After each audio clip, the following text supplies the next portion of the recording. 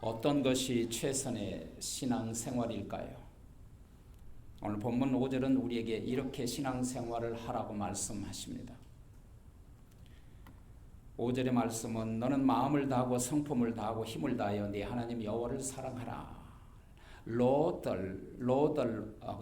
Lord with your God with all your heart and with all soul, all strength. 이것은 하나님의 사람들이 살아야 하는 삶의 방식입니다. 왜 그렇게 살아야 할까요? 우리 하나님 여호와는 오직 유일하신 하나님이시기 때문입니다. 오직 그러면 유일하신 하나님은 어떤 분일까요? 피조물이 아니라 스스로 계신 하나님이십니다. 천지 우주 만물을 창조하신 전능하신 하나님이십니다. 상대적이 아니라 절대적인 유일하신 하나님이십니다. 이 세상에는 실로 수많은 종교들이 있습니다. 그러나 이 여호와 하나님만큼은 오직 우주 만물을 창조하시고 통치하시고 우리를 다스리시고 인도하시는 유일하신 참 하나님이십니다. 그러므로 우리는 이 참 유일하신 하나님을 경외해 나가야 합니다. 그래야 복을 받습니다. 오늘 본문의 배경은 어느덧 광야 40년의 험악한 세월이 지났습니다. 그리고 1세대들은 광야에서 다 죽었고요. 이제 새로운 2세대들을 이끌고 젖과 꿀이 흐르는 약속의 가나안 땅을 지금 바라보고 있습니다. 이 앞에는 건너야 할 요단강이 가로놓여 있습니다. 모세는 하나님으로부터 명령을 받았습니다. 모세에게 주신 사명은 새로운 세대들에게 가르쳐야 할 말씀입니다. 그것은 모든 율법입니다. 1세대들이 가졌던 그 말씀을 동일하게 2세대들에게도 가르치라는 것입니다. 이제 가나안 입성의 주역으로 성장한 신세대들에게 율법을 가르쳐야 할 필요가 있습니다. 그 내용은 본문에서 하나님의 명령과 규례와 법도였습니다. 어디서 지켜야 할 말씀인가? 건너가서 얻을 새로운 땅입니다. 우리의 삶의 장소가 바뀔지라도 환경이 바뀔지라도 동일하게 지켜야 할 말씀은 동일하신 하나님의 말씀입니다. 1세들 말씀을 우리가 아는 것처럼 2세들도 동일하게 하나님의 말씀을 알아야 합니다. 이제 얼마 후면 그 요단강을 건너가서 정복하게 될 약속의 땅 가나안 땅 그 본토의 땅에서 하나님의 백성들이 지켜야 할 법도들이 있습니다. 그렇다면 새로운 세상에서 구체적으로 가장 먼저 지켜야 할 것은 무엇인가? 첫 번째로 하나님을 경외하는 법을 배워야 합니다. Hear and be careful to obey God. 조국 광복을 위해서 애쓰신 도산 안창호 선생은 일제강점기 때에 샌프란시스코와 LA 지역을 오가며 한인 이민자들에게 애국 정신을 계속 고취시키며 가르쳤습니다. 도산 안창호 선생님은 배움이라는 것은 미래를 위한 무기를 준비하는 것이라고 얘기를 했습니다. 미래를 위한 무기를 준비하는 것이다. 자, 그분은 항상 인생의 전쟁터에서 싸울 전사들은 건강한 무기, 인격의 무기, 지식의 무기, 양심의 무기를 갈고 닦아야 한다고 준비해야 된다고 늘 강조하셨습니다. 이 무기가 다 준비될 때 조국의 광복이라는 전쟁터에서 패잔병이 되지 않고 개선장군이 될 수 있다고 말했습니다. 그래서 이기려면 우리가 어떤 일에 승리하려면 반드시 실전과 같은 훈련이 필요합니다. 어떤 면에서는 우리가 구원받는 이 우리들은 지금 하늘에 있는 우리의 영원한 삶을 실전과 같이 훈련한 기간인지도 모릅니다. 형제들의 8번째 막내동이로 외로운 목동으로 살았던 다윗이 마침내 통일 이스라엘 왕국의 왕이 되고 메시아의 조상이 됐습니다. 자, 그렇게 했던 근본적인 이유는 무엇입니까? 그가 어려서부터 하나님의 말씀을 배우고 막내동이로서 부모와 형제들에게 순종하면서 그리고 양을 치고 양을 기를 때는 악한 짐승들과 또 무서운 짐승들과 함께 목숨을 걸고 양을 지켰던 어린 시절의 경험을 통해서 그가 훗날 왕이 된 다음에 목숨을 걸고 백성들을 지킬 수 있었다는 것입니다. 시편 34편 11절에 보면 다윗 왕의 교육에 대한 큰 관심을 엿볼 수 있습니다. 여기 보면 소자들아 그 말은 children 혹은 유스그룹을 말합니다. 와서 내 말을 들으라. 그렇잖아요. 우리가 하나님의 말씀을 들으려면 와야 되겠죠. 그래야 하나님의 말씀을 들을 수 있겠죠. 내가 여호와를 경외하는 법을 너에게 가르치리라 그랬습니다. 여러분, 여기 경외라는 히브리 말의 야레라는 말은 문자적으로 두려워한다, 존경한다 그런 뜻입니다만 이 여호와를 경외한 것은 그리스도인들의 삶의 핵심입니다. 이와 같이 하나님을 경외하는 삶은 저절로 되는 게 아니라는 거예요. 열심히 가르치고 훈련받고 배움으로써 비로소 성취되는 것입니다. 그러므로 신명기 4장 10절에 보면 이런 말씀이 있습니다. 그러므로 백성을 모으라. 모여야 되잖아요. 그래야 예배드리고 말씀을 훈련받을 수 있죠. 그 다음에 내가 그들에게 내 말을 들려서, 내 말이라는 건 하나님의 말씀을 가르쳐서 모여야 가르칠 수 있겠죠. 그 다음에 그들이 세상에 사는 날 동안, 이 세상에 사는 날 동안을 뭐라고 말합니까? 인생이라고 합니다. 인생을 살아가는 동안에 나 여호와 하나님을 경외함을 배우게 하며 우리가 하늘에 영원한 날에 가기까지 하나님을 경외하는 법을 늘 배우고 훈련받아야 된다는 것입니다. 그리고 그 자녀들에게 가르치게 하려 하노라 그랬습니다. 이 세대들에게도 동일한 말씀을 가르쳐야 된다는 것입니다. 과연 이 시대에 주권이 무너지고 가는 곳마다 자기들이 왕이 되어버린 이 시대에 우리는 무엇을 가르쳐야 할까요? 이 세대들에게 여호와 경외하기를 가르치고 배우라는 것입니다. 세상 교육은요, 머리를 키우는 교회입니다. 죄송합니다. 머리를 키우는 교육입니다. 머리를 발달시켜서 지능을 높여서 지식을 기르는 것이 세상 교육입니다. 여러분, 머리만 커지고 지식이 많아지면 상대적으로 마음이 삭막하게 됩니다. 머리와 생각과 마음은 함께 자라고 함께 성숙할 때 온전한 성숙한 성품이 되는 것입니다. 그러므로 기독교 교육은 오늘 6절에 보면 오늘 내가 네게 명하는 이 말씀을 너는 마음에 새기고 그랬습니다. 본질적으로 기독교 교육은 마음으로부터 시작이 되어야 된다는 거예요. 머리도 중요하지만 마음으로부터 시작이 되어야 됩니다. 왜냐하면 근본적인 교육, 인격적인 교육을 말하는 거예요. 왜냐하면 이 안에 주님이 와 계시고 이 안에 성령이 와 계시기 때문에 우선 내 마음의 본질이 변하면 인생이 변하게 되기 때문입니다. 머리만 발달하고 마음의 변화가 없으면 그 사람은 삭막한 인격을 가지게 되는 것입니다. 두 번째로 우리가 잘못됐습니다. 자, 하나님의 경외는 전 인격을 다해서 사랑하라는 것입니다. 두 번째는 하나님의 교육은 전 인격을 다해서 사랑하라는 것입니다. 오늘 5절에 보니까 이런 말씀이 있어요. 너는 마음을 다하고 뜻을 다하고 힘을 다하여 네 하나님 여호와를 사랑하라. 여기서는 세 가지를 다해서 하나님을 사랑하라고 합니다. 그게 뭡니까? 마음이에요. 람이란 말, 랩이란 말인데 지정의를 말하죠. 다시 말하면 사람의 내적 정신적인 것을 의미하는 거예요. 지금은 좀 보기 힘들고 여러분이 듣기 힘들지만 레합이라는 악기가 있어요. 이스라엘의 전통 악기인데 한 줄로 연주하는 악기인데 오늘날 첼로의 기원이 됐다고 합니다. 한 줄로 한 줄 가지고 연주를 하는 거예요. 온갖 음율을 다 내야 되기 때문에 온 마음을 다해서 여러 가지 음을 내야 된다는 거예요. 전체적으로 아니 한 줄로 엄청난 그 음률의 높고 낮음을 연주하려면 얼마나 신경을 써야 되겠어요.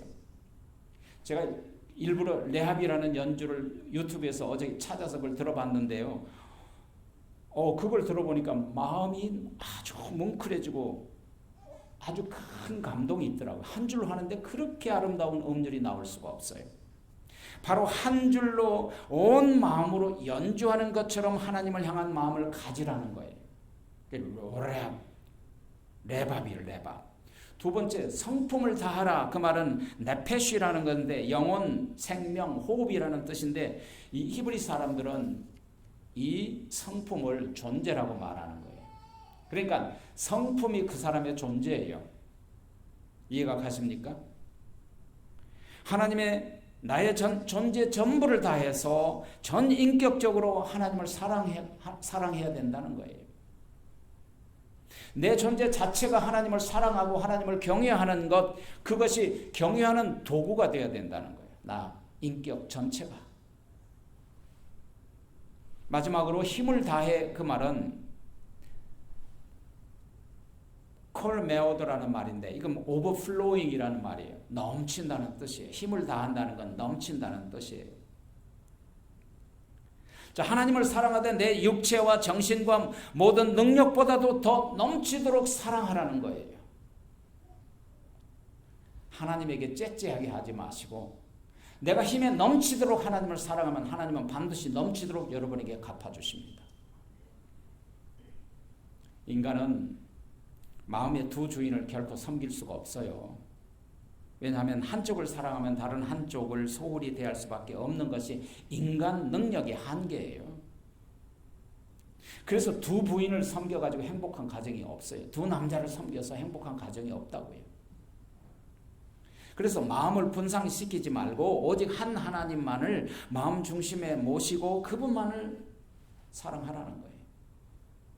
다시 말하면 그 말은 다른 말로 말하면 최선을 다하라는 거예요. 각자가 처해 있는 상황 속에서 각자가 가진 모든 것을 다하여 최선을 다하라는 거예요. 우리는 얼마나 최선을 다하고 살아가고 있습니까? 누구나 늘 부족함이 있고 유한한 존재로 우리가 태어났어요. 우리가 아무리 최선을 다한다 할지라도 100% 완전한 사람은 이 세상에 없어요. 그렇다면 우리가 어떻게 살아야 되겠어요? 주어진 일에 최선을 다하는 게 serve in your best예요. 그럼 이 세상에서 가장 불행한 사람은 할 일이 없는 사람인 것 같아요. 갈 데도 없고 할 일도 없고 백수건달처럼 고통스러운 사람은 아마 없을 거예요. 사람이 이 세상을 살아나가면서 뭔가 할 일이 있다는 것 자체가 얼마만큼 중요하고 행복한지 몰라요. 여러분, 옛날 사렙다 과부의 밀가루통에 왜 기적이 일어난 줄 아십니까? 보통 사람들이 도저히 할 수 없는 그녀가 가진 마지막 모든 것을 다해서 마지막 최선을 다했기 때문에 하나님께서 그 집에 기적을 이렇게 세워주신 거예요. 오병이어의 기적이 일어날 수 있던 근본적인 동기가 무엇입니까? 한 어린 소년이 그가 가지고 있는 오병이어를 주님께 그가 가진 전부를 최선을 다해 드렸기 때문에 오병이어의 기적이 일어난 거예요. 그러니까 우리가 어떤 자세로 살아야 될까요?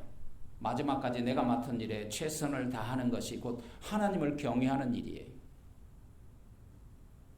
미국의 카네기 철강 회사를 운영했던 카네기 씨가 초등학교 밖에 나오지 못한 쉬브라는 한 사람을 채용했는데요. 회사의 정원 청소부로 들어갔다가 훗날 이분은 쉬브라는 사람이 카네기 철강 회사의 사장이 됐어요. 그런데 그 사람은 자기가 맡은 정원 청소뿐만 아니라 회사 안에 있는 화장실, 회사 안에 있는 구석구석을 다 오버플로잉 한 거예요. 다 넘치도록 그렇게 열심히 섬겼어요. 그랬더니 상사한테 그것을 인정받게 돼서 그래서 회사원으로 채용이 됐어요. 근데 회사원으로 채용됐는데 그가 하는 일을 가만 목격하고 있던 카네기 회장이 보니까 범상치가 않아요. 그래서 그를 자기의 비서로 발탁시켰어요. 비서가 돼서도 사장을 언제나 그림자처럼 손발처럼 모시면서 최선을 다하는 업무 수행을 했어요. 절대 사장보다 먼저 태어나지 않고 절대 사장보다 먼저 잠자지 않는 충성스러운 비서로 일을 한 거예요. 그러니까 카네기 씨가 은퇴를 앞두고 후임 결정을 발표하는 날이었어요. 은퇴하는 자리에서 저는 저의 비서 쉬브 씨를 사장으로 추천합니다. 그랬어요. 그랬더니 사람들이 여기저기서 옹성옹성거리는 거예요. 쉬브 씨는 가방끈이 짧고 학식은 없어도 성실과 충성으로 최선을 다하리라고 저는 확신합니다. 그때 쉬브 씨는 많이 배우지도 못하고 무식해서 가방끈도 없어서 사장직을 수행할 수 없다고 극구 사양을 합니다. 그래서 카네기 씨는 다시 그의 집에 들어가서 부탁을 했습니다. 여보게, 최선을 다하는 성실만 있다면 된다네. 유능한 인재는 얼마든지 회사에서 채용할 수 있지 않겠는가? 그러나 최선을 다하는 충성만 있다면 뭐가 문제가 있겠나? 최선은 의무를 초월하는 것입니다. 잘 들어보십시오. 최선은 의무를 오버플로잉 하는 것입니다. 그렇습니다. 문제는 우리에게 주어진 이 직분을 얼마나 성실하게 최선을 다해 감당하느냐 못하느냐가 문제예요. 그 사람이 바로 하나님을 두려워할 줄 아는 사람이에요. 세 번째로는 하나님을 경외하는 목적은 복을 주려는 것입니다. 그렇다면 하나님을 경외하는 사람들에게 그럼 어떤 축복을 주실까요? 왜 하나님을 경외하라고 하는 줄 아십니까? 하나님이 우리에게 명령하신 것은 결코 나쁘게 하기 위해서 한 게 아니에요. 이유가 있어요. 첫째, 오늘 본문에 보니까 네 나를 장구하게 하려 함이다 그랬어요. 너의 나를 장구하다는 축복은 삼중적 차원에서 생각해 볼 수가 있어요. 개인적 차원, 민족적 차원, 그리고 인류적 차원으로요. 개인적 차원은 뭐냐면 장구하다는 말은 단순히 시간적으로 오래 산다는 의미뿐만이 아니라 명예도 모든 삶도 늘 무슨 일 없이 장구하게 해주겠다는 거죠. 오래 살려면 어떻게 해야 돼요? 시험, 근심, 걱정이 없고 스트레스가 없이 건강하면서 평화롭게 행복하게 살아야 장구하지 않겠어요? 두 번째는 어떤 축복을 주느냐면 네가 복을 받는다 그랬어요. 1차적으로 하나님의 말씀을 듣고 행하는 당사자가 복을 받게 된다는 거예요. 두 번째 차원에서는 민족적 차원에서 생각해 볼 수 있다 그 말이에요.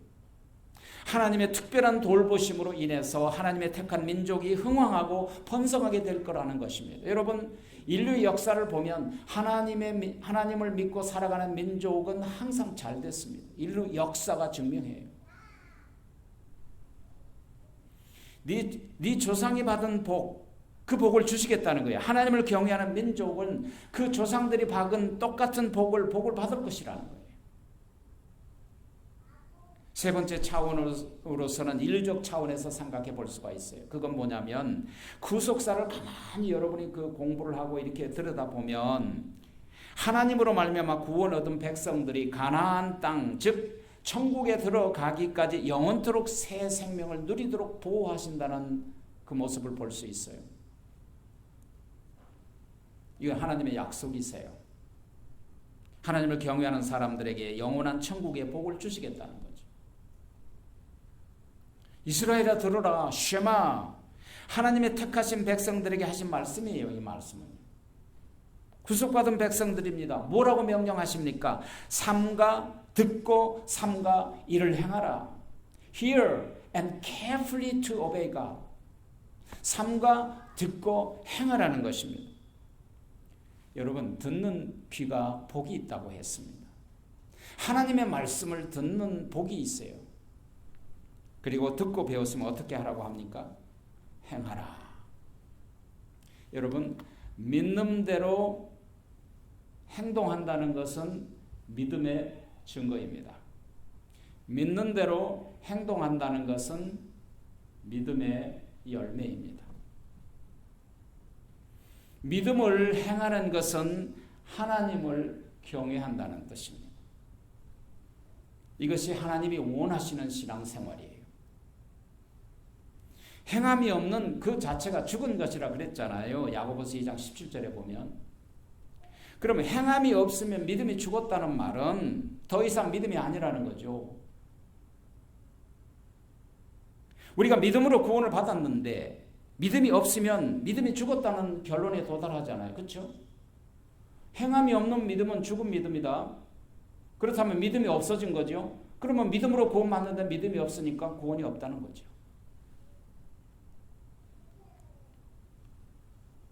에덴 동산에서 아담과 하와도 마찬가지예요. 아담과 하와를 무조건 시키는 대로 로봇으로 무인격체로 만든 게 아니었어요. 왜냐하면 하나님은 인격적인 하나님이시니까 하나님의 형상과 모양의 인격 가지고 만드신 거예요.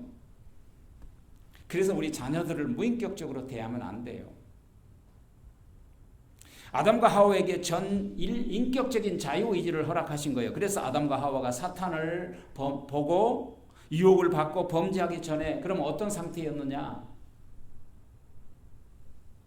많은 사람들이 아담과 하와를 하나님의 형상과 모양대로 만드셨으니까 하나님과 동일한 상태라고 오해합니다. 오해입니다.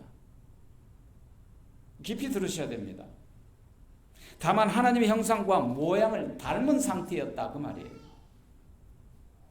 닮았다는 말은 똑같다는 말이 아닙니다. 하나님과 동일한 상태가 아니라는 거예요. 완전하다는 말은 완전히 거룩하다는 뜻입니다. 거룩하다는 말은 완전하다는 뜻입니다. 그래서 완전한 거룩을 가지고 있으면 절대 사탄에게 유혹받지 않습니다. 왜? 거룩하신 하나님은 죄를 알지도 못하고 죄를 차마 보지도 못하신 분이십니다. 완전한 거룩은 완전 그 자체이기 때문에 죄와 완전히 구별되어 있기 때문에 죄악이 틈탈 수가 없어요.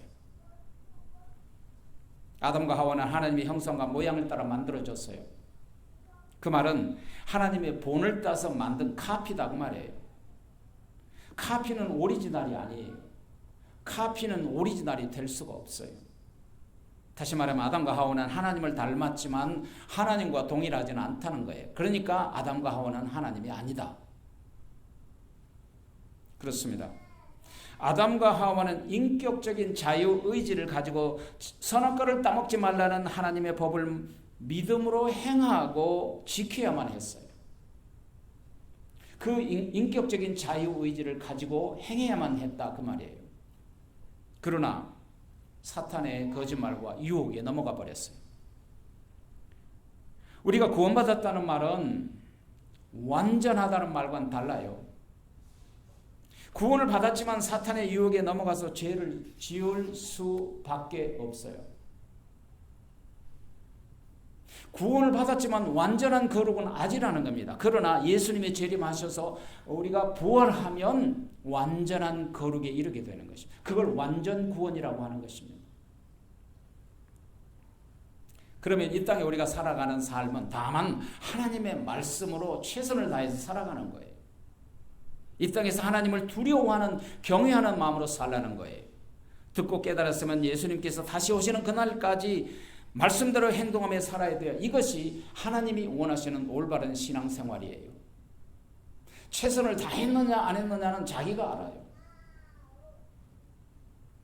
예수님을 구주로 믿을 때 죽었던 영혼이 살아나요. 믿음으로 성령이 임할 때 아담과 하와가 죄를 지음으로 죽어버렸던 하나님을 찾고 부를 수 있는 인격적인 자유의지가 우리 속에서 살아나는 거예요. 그래서 우리도 아담과 하와에게 주셨던 인격적인 자유의지를 가지게 되는 거예요. 하나님께서 성경을 통해서 우리에게 하나님을 경외하라고 시시때때로 명령하세요. 시험이 와도 고난이 와도 유혹이 와도 넘어가지 말고 인격적 자유의지로 명령을 지키고 믿음을 행하라고 늘 말씀하세요. 이것은 하나님을 경외하는 일이기 때문입니다. 하나님이 그걸 기뻐하십니다. 그러면 복을 주십니다. 구원은 믿음으로 받지만 축복은 행함으로 따라오는 것이 하나님이 일하시는 방식입니다. 기억하십시오. 성경에서 가장 복을 많이 약속하는 경우가 있습니다. 그게 언제입니까? 하나님을 경외하는 자에게 주신 복입니다. 복을 받으려고 신앙생활 하십니까? 복을 받으려고 교회 오셨습니까? No. 복을 받기 위하여 신앙생활을 하는 것이 아닙니다. 그건 다른 종교에서 하는 일입니다. 기억하십시오. 다만 하나님을 경외하라. 그러면 복을 받을 것입니다. 최선을 다해서 주님을 섬겨라. 그리하면 복을 주실 것이다. 최선을 다해서 하나님을 사랑하라. 최선을 다해 하나님 말씀대로 행동하라. 그것이 하나님을 경외하는 것이다. 그러면 복을 받을 것이다. 이것이 기독교입니다. 교회 밖에 복이 있을까요? 없을까요? 하나님이 원하신 복은 교회 밖에 없습니다. 교회 밖에는 없다 그 말이에요. 교회 밖에 구원이 있습니까? 없습니까? 교회 밖에는 교회를 떠나서는 구원이 없습니다. 요한복음 14장 16절에 보면 예수님께서 가라사대 내가 길이요 진리요 생명이니 나로 말미암지 않고는 아버지께로 올 자가 없느니라. Jesus Christ said, I am the way, the truth, the life. No one can come to the Father except through me. 오직 길이시는 예수님 외에는 그를 통하지 않고는 복받을 수 없고 천국 갈 수 없다는 거예요. 그러므로 우리가 주님을 바라보는 것이 축복이에요. 주님을 바라보고 그분을 의지해야 되는 거예요. 나를 의지하지 말고 자신을 의지하지 말고 하나님을 바라보는 마음, 그것을 하나님께 드리는 거죠. 사람은요, 어디에다가 내 마음을 두느냐에 따라서 내 인생이 달라지고 내 가치관이 달라지는 거예요. 돈에다가 내 마음을 전부 쏟으면 나는 돈의 노예로 사는 거예요.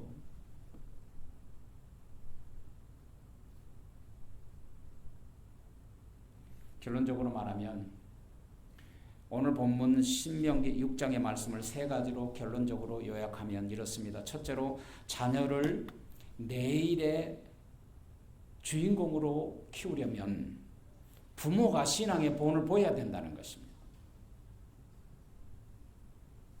자기는 본을 보이지 않으면 자녀들에게 이래라 저래라 하는 늘 그것이 되질 않는다는 거예요. 좋은 신앙의 부모에게서 좋은 신앙의 자녀들이 나오는 거예요. 기도하는 한나에게 사무엘이 나왔고 신실한 할머니 윤희에게서 디모데가 나왔고 기도하는 어머니 수잔나에게서 웨슬리 목사님이 나온 거죠. 초등학교 미술 시간에 아빠의 얼굴을 그리라고 했는데 어떤 아이가 아빠의 눈을 빨갛게 칠했어요. 그래서 선생님이 가서 니네 아빠 눈은 왜 빨갛니? 그랬더니 아이가 이렇게 대답하는 거예요. 우리 아빠는 매일 술에 취해서 눈이 항상 빨개요. 얼마나 슬프고 가슴 아픈 일입니까? 이민 와서 크게 실수하고 크게 회개하는 일들이 우리 이민 사회에 있습니다. 그게 뭐냐면 자녀들이 한국에 왔으니까 영어 공부를 해야 공부 잘하고 영어 공부를 해야 미국에 사니까 영어만 가르쳐요. 그러다 보니까 한글을 못해요. 한글을 못 알아듣고 말하지 못하니까 부모와 커뮤니케이션이 안 되는 거야. 부모의 사랑도 아들에게 전해주고 부모의 마음도 전해주고 서로를 이해하려면 한글로 말을 잘 할 수 있어야 되잖아요.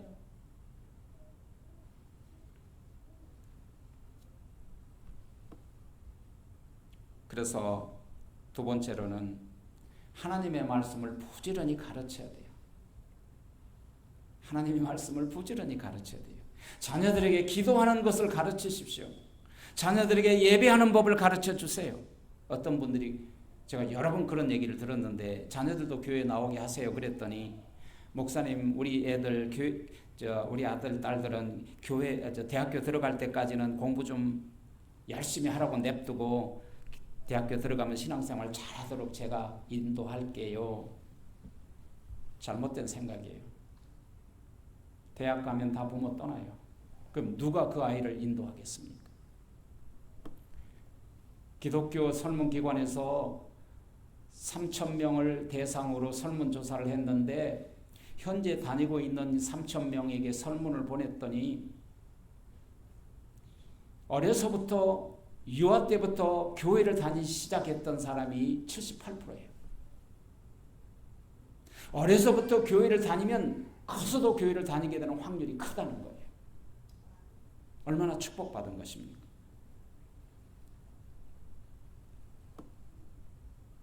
세 번째로는 자녀들에게 영적인 축복을 많이 해줘야 돼요. 자녀들에게. 사랑으로 키운 나무는요, 여러분 집안에서도 사랑을 기울이고 물도 자주 주고 그러면 꽃도 잘 피고 열매도 잘 맺어요. 근데 어떤 집에 보면 목사님 우리 집은 왜 꽃만 오면 화분만 오면 다 죽어버린지 몰라요. 자기가 사랑을 기울이지 않아서 그런 걸 몰라요. 자녀들을 축복할 수 있어야 돼요.